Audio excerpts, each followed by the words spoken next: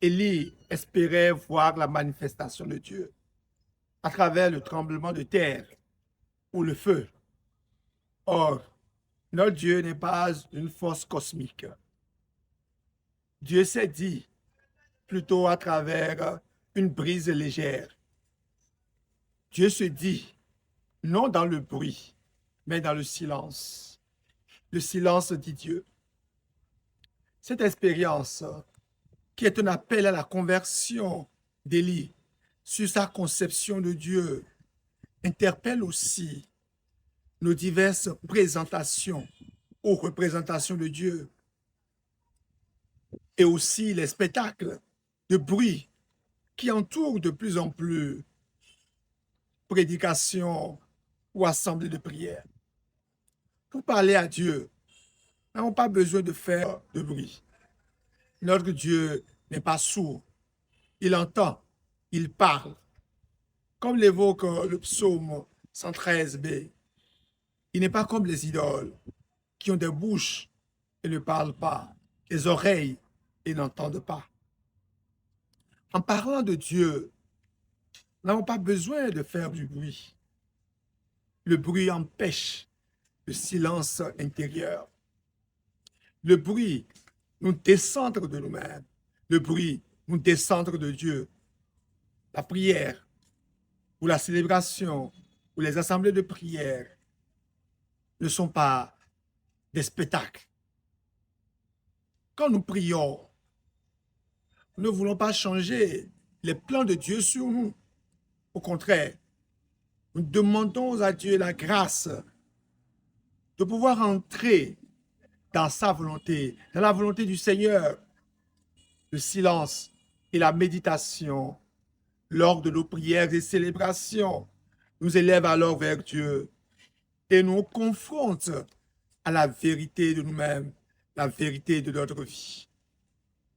L'Évangile nous présente alors Jésus en prière, c'est-à-dire en communication et en communion avec son Père.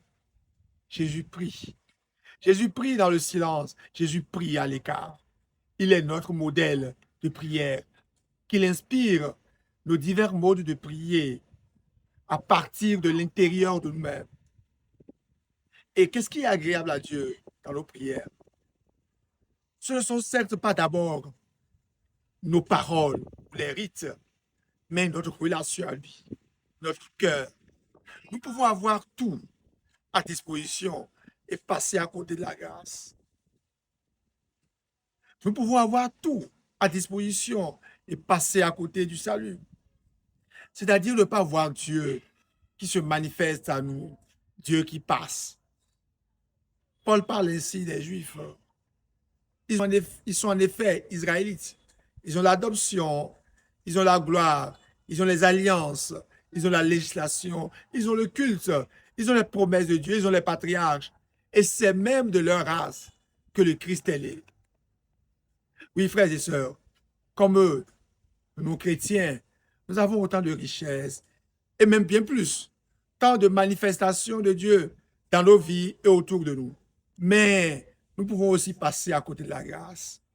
Si nous ne laissons pas la grâce entrer en nous, nous transformer de l'intérieur, et c'est ainsi que Dieu habite dans nos cœurs. C'est ainsi que Dieu se manifeste dans le silence de nos cœurs, dans la brise légère de nos cœurs. En soignant en nous, devant le Seigneur, l'homme intérieur, nous devenons forts et solides comme le Christ. Jésus, il fait face au vent contraire, très nombreux et insidieux de nos jours. Jésus marche sur la mer et rassure les disciples qui pensaient voir un fantôme. Oui, comme les disciples, nous aussi, nous croyons à tant de fantômes au ciel, sur terre, dans les mers, dans les airs. Notre imagination, sur fond culturel, crée, fabrique, entretient des fantômes. Et Jésus qui habite en nous, la brise légère de nos cœurs nous dit, confiance, je suis en vous, n'ayez pas peur. Dans la relation de confiance à Dieu, ce qui est primordial, ce qui est absolu, ce n'est pas de tester l'efficacité de la parole de Dieu, comme le fait Pierre, mais de croire en lui, de nourrir notre foi. Le Seigneur donne certes à Pierre la grâce de marcher sur les eaux à sa propre demande, mais rapidement, Pierre s'enfonce par peur et alors il crie, Seigneur, sauve-moi.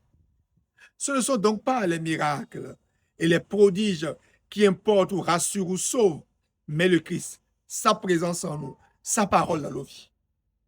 Aussitôt, Jésus étendit la main, saisit Pierre et lui dit, homme de peu de foi, pourquoi as-tu douté? Homme de peu de foi, pourquoi as-tu douté? Frères et sœurs, en toutes circonstances, recourons aux mains tendues du Christ vers chacun de nous. Ce sont les mains du Christ en croix pour sauver chacun de nous du péril où le plonge et l'enfonce ses peurs, ses doutes, ses péchés. Seigneur, la barque de nos vies et de ton Église traverse les mers en furie, les eaux agitées de notre temps. La barque de nos vies et de ton Église fait face à des vents violents et contraires. Augmente en nous la foi qui, face aux défis, face aux épreuves, face aux périls, recourt à toi seul, notre Sauveur. Étends donc ta main puissante. Pêche-nous des eaux, des mers et de la mort. Sauve-nous des fantômes de nos peurs. Amen.